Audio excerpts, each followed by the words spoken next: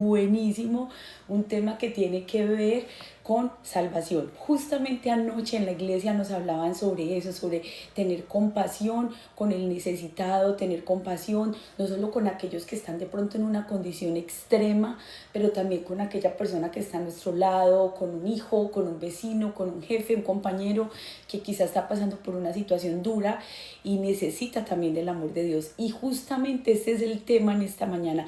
¿Qué pasa con los que no creen?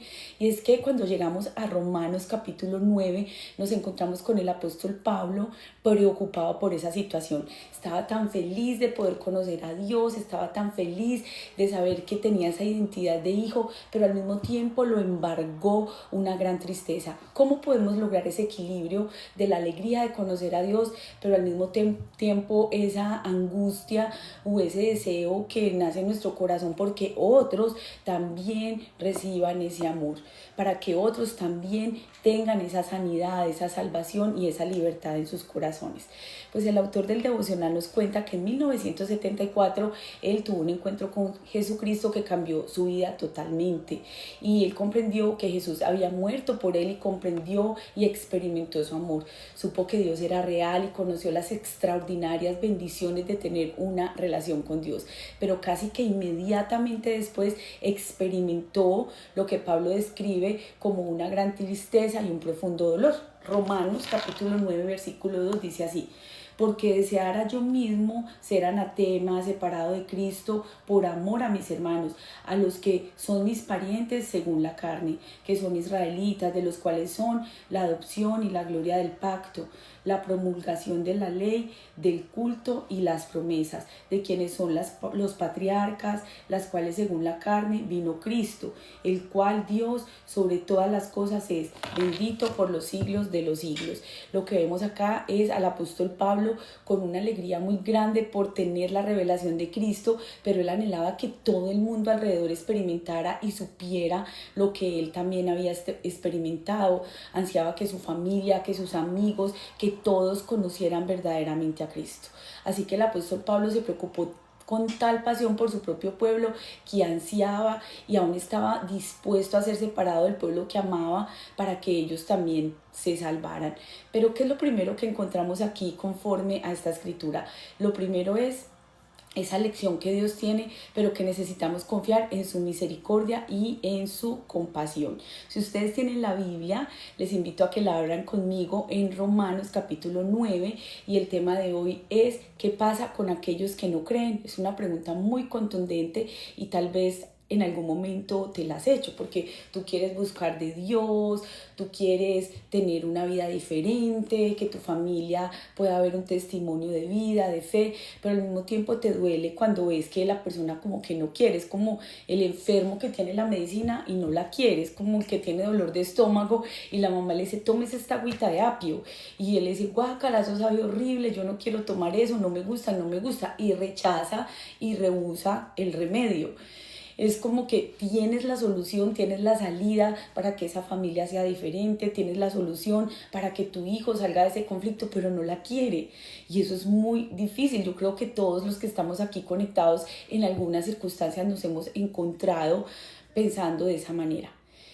Vamos a orar, vamos a pedirle al Señor que Él nos asista a través de su Espíritu Santo para que al leer cada uno de estos versículos podamos tener un entendimiento, pero sobre todo logremos sentir como Pablo esa pasión por llevar el Evangelio a los que no le conocen, pero también tener herramientas para ser efectivos. Padre, en el nombre de Jesús, en esta mañana te damos muchas gracias, Señor, por la bendición que nos das de estar aquí conectados. Yo te doy gracias, Dios, por cada persona que se une de diferentes lugares, países, estados. Gracias, Señor, porque tú eres el que conoce nuestros corazones, tú sabes todo de nosotros, y a ti te plació, Señor, darnos otro día más de vida, aun cuando otras personas a lo mejor anoche perdieron la oportunidad de tener un hogar, perdieron la oportunidad porque tomaron una mala decisión o porque simplemente llegaron al final de sus días.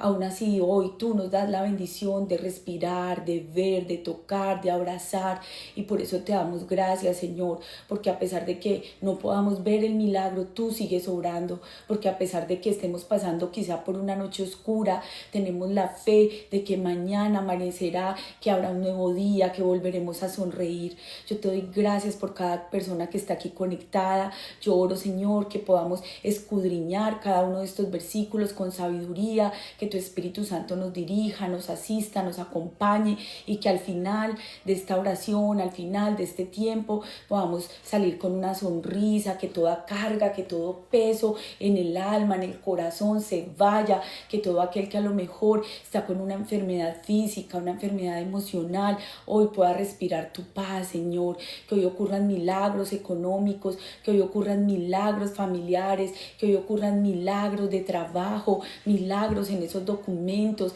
que hoy personas que están aquí conectadas puedan recibir esa llamada de trabajo, que hoy sobre todo, Señor, en este momento pueda ocurrir el milagro más grande, que es el milagro de la salvación, cuando nos encontramos verdaderamente contigo, cuando caen las vendas espirituales de nuestros ojos y podemos ver lo que tú nos quieres mostrar, que caigan, Señor, esas cosas que no nos dejan oír, y que nuestros oídos espirituales se abran.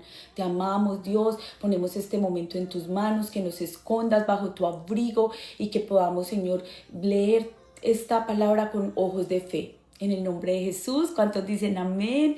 Bienvenidos a todos los que poco a poco se han ido conectando. Si es la primera vez que están por aquí, este es el devocional. Lunes, miércoles y viernes nos conectamos para orar, leer la Biblia, y el tema de hoy es ¿qué pasa con los que no creen? Comenzamos con Romanos capítulo 9, y es un capítulo muy interesante porque nos deja ver al apóstol Pablo orando por las personas que son de su propia raza, de su propio pueblo, que no quieren encontrarse con el amor de Jesús, que no quieren a Cristo en sus vidas. Y Romanos 9:1 dice: digo la verdad en Cristo, no miento. Mi conciencia, me lo confirma en el Espíritu Santo. Me invade una gran tristeza y me embarga un continuo dolor. Desearía yo mismo ser maldecido y separado de Cristo por causa de mis hermanos, de los de mi raza, el pueblo de Israel.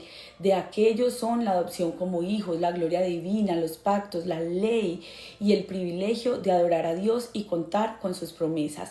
Entonces vemos aquí a Pablo que comienza a hablar sobre el privilegio que ellos tienen de ser esos hijos de Dios, pero el comentario que nos da el autor del devocional es: confía en su misericordia y en su compasión. Y yo no sé si ustedes han escuchado, pero los niños siempre dicen, no es justo. Siempre tienen como esa aclaración o declaración más bien, cuando uno les dice que no, o cuando uno les dice ya se tienen que dormir, o cuando uno les dice ya hasta aquí llegó, ahora estas son las nuevas reglas. Ellos tienen esa expresión, no es justo.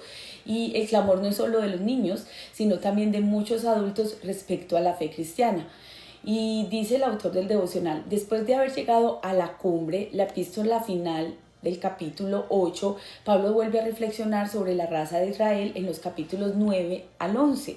Para él no era convertirse del judaísmo al cristianismo, más bien pensaba en convertirse en cristiano como parte del cumplimiento de ser un verdadero israelita y un verdadero hijo de Abraham. Para Pablo aquello era a largo plazo algo tremendamente personal. Su meta a corto, mediano y largo plazo era que otros vinieran verdaderamente a Cristo. Y ellos eran su familia, ellos habían crecido con él, y él sufría una gran tristeza porque quería que ellos también conocieran de Cristo. Los judíos de aquella época y aún de esta época, muchos no creen en Jesús como el Mesías. Lo vieron como alguien más, como un profeta más, como lo ven otras religiones. Por ejemplo, para los musulmanes, Jesús es un profeta, es alguien que respetan mucho, pero ya no es el Dios, no es el Hijo de Dios. Y los judíos de esa época, los que lo crucificaron, ellos no creían que Él era el Salvador, ellos estaban esperando un rey que los liberara de la opresión romana, que los liberara de las cargas económicas, de los altos impuestos que ellos tenían, pero ellos nunca pudieron ver a Jesús como su Salvador, solo una pequeña minoría que son los judíos mesiánicos, o sea, los que creen en Jesús como el único y suficiente Salvador. Y para Pablo aquello era algo tremendamente personal. Él llama a Israel su propia raza, refiriéndose a los que no eran cristianos, sino solo judíos. Ellos eran su familia. Él había crecido entonces con ellos. Y algunos sugieren que después de que alguien se convierte en cristiano, ya no hay ninguna tristeza. O sea, nos han predicado venga Cristo y ya. Todo el dolor se va a terminar, toda la angustia, toda la tristeza. Y esa es una extraña paradoja porque podemos sentir ese dolor por miembros de nuestra familia, por amigos, por personas que parece que no quieren el verdadero amor de Dios. O podemos sentirlo también cuando alguien rechaza a Jesús. Cuando tú le hablas a alguien del amor de Dios y esa persona se burla o esa persona simplemente tiene comentarios que son hirientes o comentarios que son despectivos, esa persona no solo nos está rechazando a nosotros, sino que esa persona está rechazando el mensaje de Jesús, el mensaje del amor de Dios. Y Pablo entonces se preocupó tanto por la salvación de aquellos que estaba dispuesto no solo a morir por ellos, sino también a ser maldecido por la causa de Cristo, lo cual era lo que más le aterrorizaba a Pablo. Moisés expresó una oración similar cuando oró por el pueblo que había pecado. Eso está en Éxodo 32:32. A ver, los que tienen su Biblia, porfa, ábranla conmigo. Hola Ana Rosa, bienvenida. Connie, gracias por animarlos. Milena, un abracito allá. Milena se encuentra en Jamundí, un abracito Milena. Qué linda que siempre estás ahí apoyando este tiempo de devocional. Éxodo capítulo 32 y versículo 32. Dice, que perdones ahora su pecado y si no, ráeme ahora de tu libro que has escrito. Otra vez, que perdones ahora su pecado y si no, ráeme ahora de tu libro que has escrito. Fue el momento en que el pueblo del Señor hizo un becerro de oro y comenzaron a adorarlo. Y Moisés estaba tan arrepentido y tenía tanta tristeza por lo que el pueblo había hecho, que viene, se arrodilla y se postra delante de Dios y él toma el pecado del pueblo, lo toma de una manera tan personal que le dice a Dios, perdona ahora ese pecado y si no, tráeme ahora de tu libro que has escrito. O sea, quítame a mí del libro de la salvación, quítame a mí del libro de la vida, pero yo te pido que perdones a tu pueblo. Y ese es un corazón de intercesión. Yo no sé si ustedes alguna vez han escuchado sobre la intercesión profética, y la intercesión tiene que ver con eso, con ponerme en lugar del otro, como pararme en la brecha y decirle, Señor, perdona a tu pueblo. Hay un versículo que dice, si mi pueblo que invoca mi nombre se humillare y buscare mi rostro, entonces yo iré desde los cielos y perdonaré su pecado y sanaré su tierra. Es como ponernos a favor del pecado de ese hijo, del pecado de ese esposo. O sea, nosotros cuando nos damos cuenta de una situación difícil que alguien está viviendo, no es para que se la contemos a otros, no es para que vayamos con esa persona a confrontarla, es para que vayamos en oración a Dios. Yo siempre les hablo aquí de los sueños, de las visiones, porque me encuentro con personas aquí en el devocional que me escriben y me dicen, Andrea, yo sueño mucho, ¿qué me querrá decir Dios? O yo me soñé con tal persona, o yo soñé que fulano de tal está siendo infiel a su esposa. Y yo siempre les digo, la primera respuesta cuando tú tienes un sueño, cuando Dios te muestra algo, la primera respuesta que tú y yo debemos tener es oración, es arrodillarnos y decirle, Señor, ten misericordia. Si yo estoy viendo el pecado de un hijo, si estoy viendo que mi esposo se está yendo por donde no es, que tengo a alguien que yo amo mucho y está tomando una decisión equivocada, la primera determinación o la primera decisión que yo tengo que tomar es ir de rodillas delante de Dios. A nosotros nadie nos llamó para ir a confrontar a la gente. Hay personas que piensan que tienen el ministerio de la confrontación y dicen, no, es que Dios me dio el don de la exhortación, y se la pasan exhortando y confrontando a medio mundo.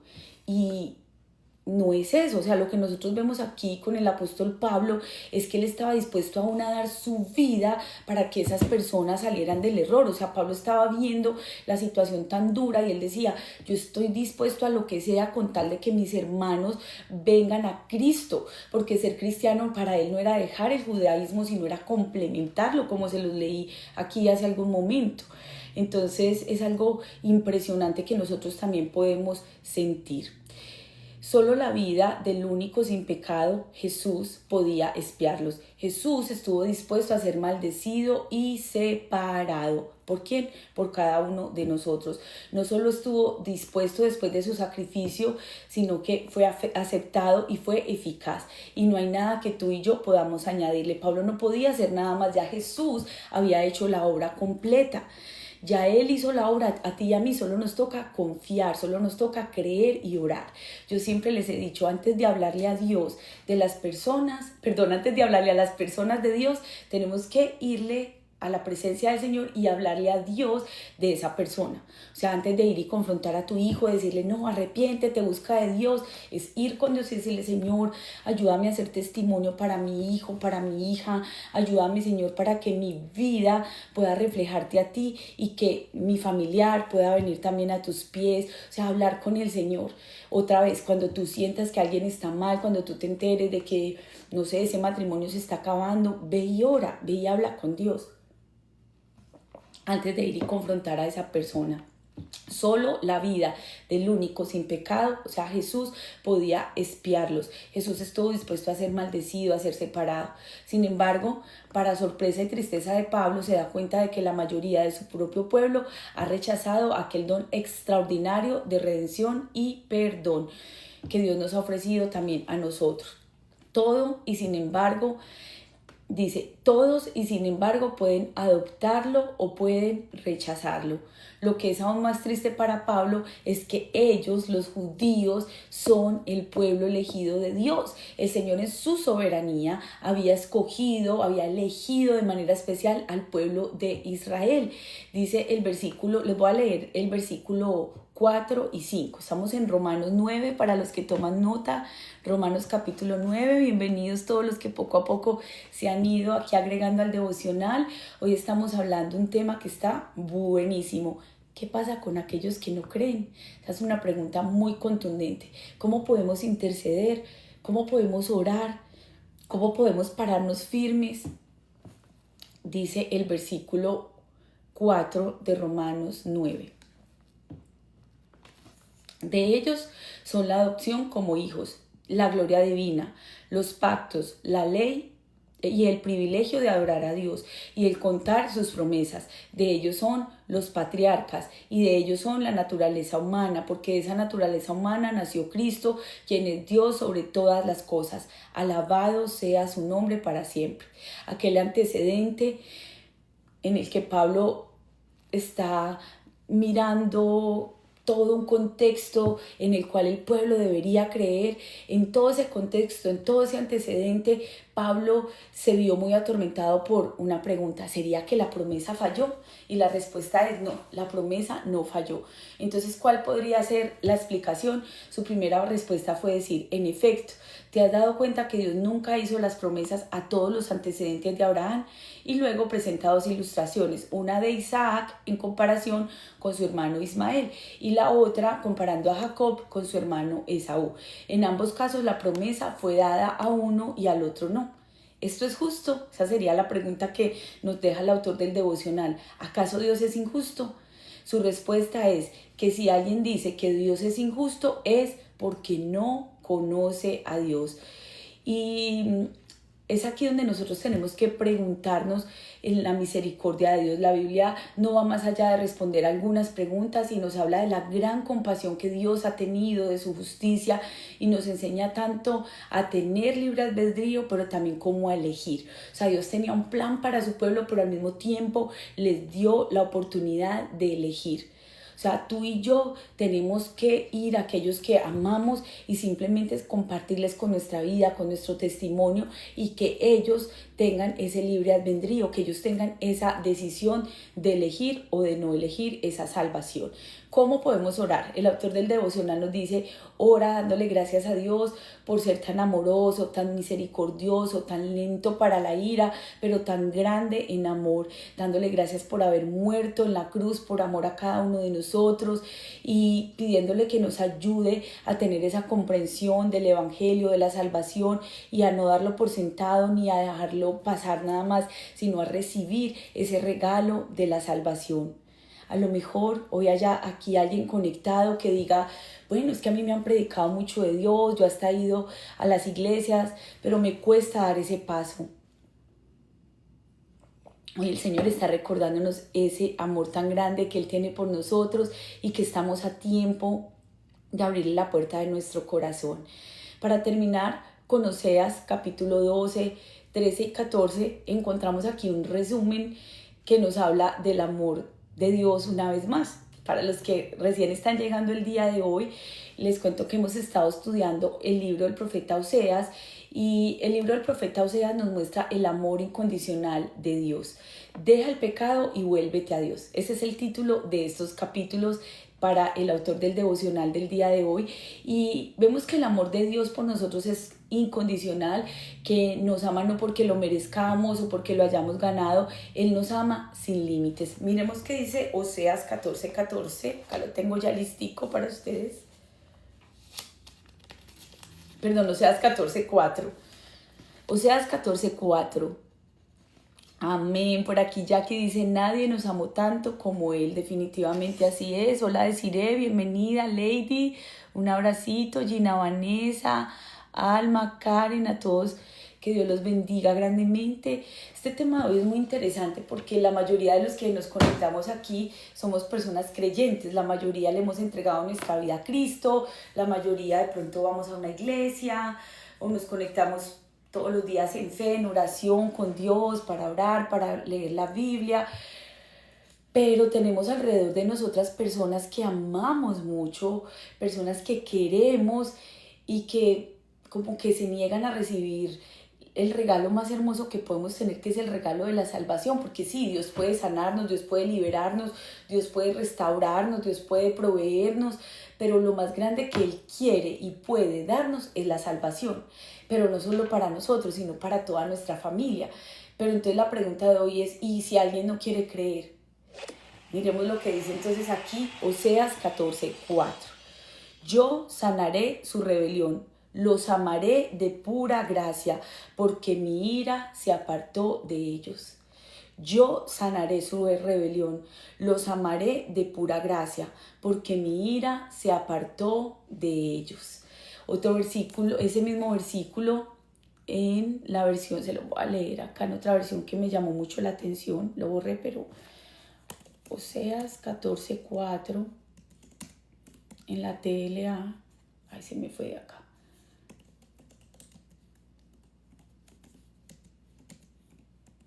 La versión traducción lenguaje actual dice así: Dios les dijo a los israelitas: ya mi enojo se ha calmado, ahora voy a mostrarles cuánto los amo y no volverán a ser rebeldes.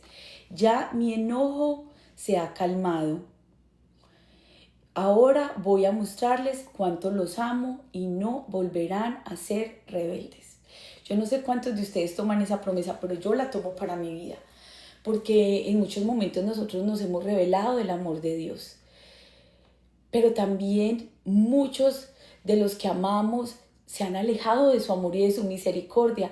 Y cuando Dios le habló al pueblo, le habló porque habían sido infieles, lo habían traicionado, pero finaliza el libro de Oseas, porque Oseas tiene 14 capítulos, hoy llegamos a Oseas 14, y en Oseas 14:4, Dios hablándoles otra vez a sus hijos, el título que dice es súplica a Israel para que se vuelva a Jehová. O sea, el profeta les dice: por favor, vuelvan a Dios, búsquenlo de todo corazón. El versículo 3 dice: los librará del asirio, los librará de los amorreos, de esos dioses paganos, los sanaré. Luego dice el versículo 5, yo seré a Israel como rocío, él florecerá como el lirio, se extenderá y sus raíces serán como el Líbano, se extenderán sus raíces y será su gloria como la gloria del Líbano, se perfumará como el Líbano, volverán y se sentarán debajo de la sombra y serán vivificados, como el trigo florecerán y como la vid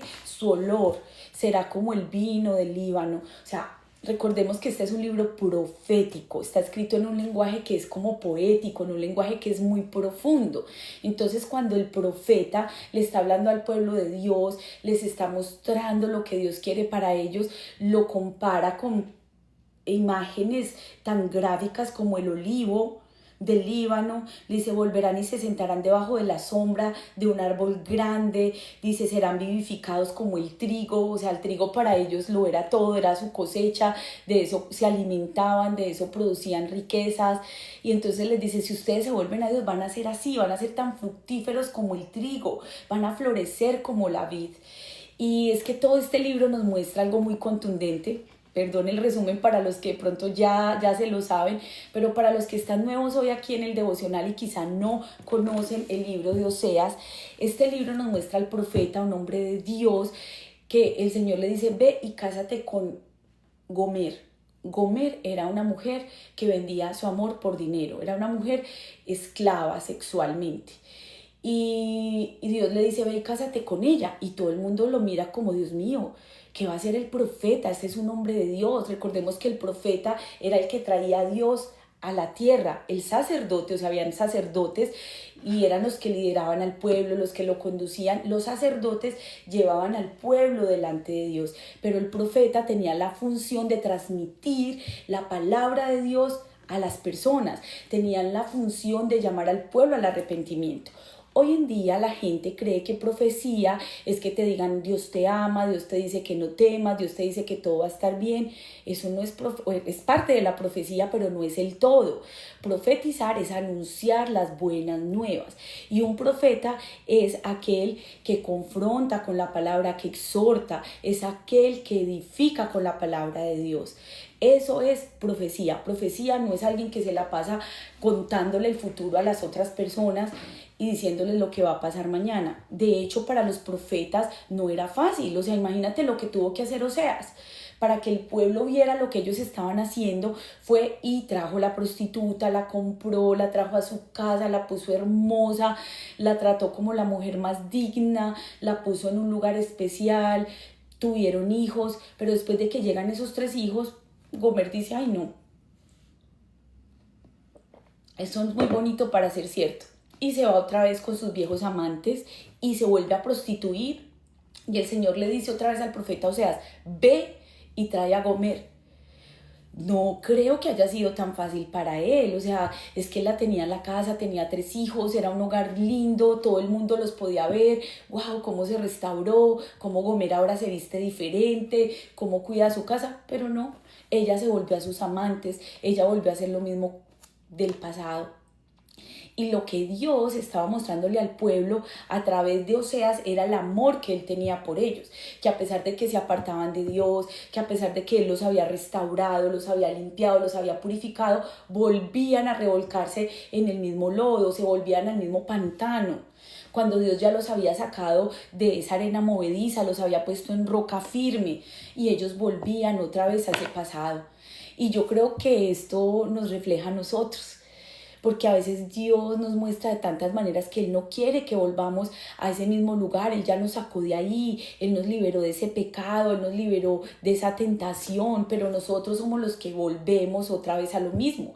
La Biblia dice que así como lejos está el oriente del occidente, así Dios alejó nuestras rebeliones, nuestro pasado, que Él tomó nuestros pecados y los echó a lo profundo de la mar, que nosotros no debemos ir otra vez a rescatar esos pecados, sino vivir libres, sin culpa, sin temor a ese pasado, sin temor a ese rechazo. Y era lo que Dios le decía a los israelitas, ya mi enojo se ha calmado. Ahora voy a mostrarles cuánto los amo y no volverán a ser más rebeldes. Mucha gente dice es que Dios es injusto, Dios es cruel, Dios no es justo. ¿Por qué? Porque castiga de esa manera. Y yo me pregunto, si una persona comete actos vandálicos, si una persona va y asesina a otros, si una persona va y abusa verbal, física o sexualmente de otras personas, y pasa el tiempo, pero después de cierta temporada vienen y toman a esa persona, la detienen, la llevan a la cárcel y el juez determina que es culpable y el juez determina una sentencia de cárcel o una sentencia aún de muerte sobre ese detenido. ¿Quién es el injusto? ¿El juez o la persona que cometió todas estas faltas? Preguntémonos, ¿el injusto es Dios o somos nosotros que le hemos fallado a Él? Esa es una buena pregunta. A ver, Aide por aquí nos dice 2 de Pedro 2:22. Gracias, Aide, por estar ahí activa. A ver, leámoslo. ¿Qué dice 2 de Pedro 2:22?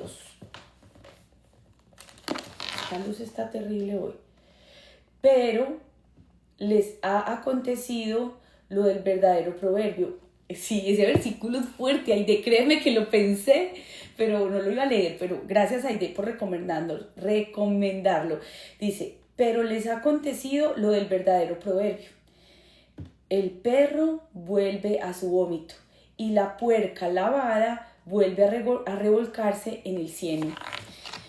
Es volver a lo mismo de antes. ¿Para qué? O sea, si Dios ya nos hizo libres, si como dice el versículo de hoy, Dios le dijo a los israelitas, o sea, esto era su pueblo, ya mi enojo se ha calmado y ahora voy a mostrarles cuánto los amo y no volverán a ser rebeldes. Dios llama entonces a su pueblo al arrepentimiento y les promete que, número 1, va a corregir su rebeldía, número 2, que los va a amar de pura gracia, número 3, que los va a hacer florecer y número 4, que van a volver a fructificar. Los pecados de Israel no eran muy diferentes a los pecados del siglo XXI. Por ejemplo, había fraude en la ciudad. Dice Oseas 12:7, se los voy a leer. Oseas 12:7. Mercader que tiene en su mano peso falso, amador de la opresión. Vivimos hoy la impunidad, vivimos hoy en este tiempo como hay balanzas fraudulentas, cómo a la gente le encanta estafar, cómo la gente busca solamente su propia seguridad. La gente buscaba entonces satisfacerse a sí mismo nada más. Efraín dijo con jactancia, eso está en Oseas capítulo 12 y versículo 7. Efraín dijo con jactancia, me he enriquecido, he amasado una gran fortuna. En todas mis ganancias no encontrarán que yo haya pecado en algo. Cuando Dios nos bendice, nos sentimos satisfechos. Cuando estamos satisfechos, a veces nos enorgullecemos. Y después de ese orgullo viene el olvidarnos de Dios. Vemos que este es el ciclo que ocurrió vez tras vez, un círculo repetitivo que venía dándose en la nación de Dios, en el pueblo de Dios.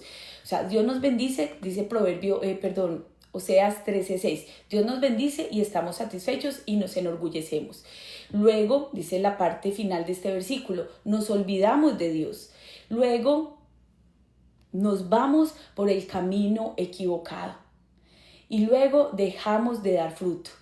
Dice el versículo 6, les di de comer y quedaron saciados. Y una vez más, satisfechos, se volvieron arrogantes y se olvidaron de mí. Hay un proverbio que dice, Señor, no me des mucho que yo me aparte de ti, ni me des tampoco que yo reniegue de ti, que yo me olvide de ti. Y así es, o sea, esa debería ser nuestra oración. Señor, que yo pueda vivir con lo justo, que yo pueda vivir con lo necesario.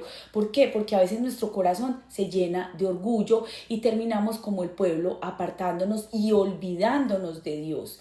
Esas personas que oran, Señor, dame un trabajo, mira que yo voy a ser fiel contigo, hasta yo voy a ser fiel en mi economía, pero cuando les dan el trabajo, resulta que en el trabajo tiene que ir a trabajar los domingos, en el trabajo le impide ir a una reunión de la iglesia entre semana.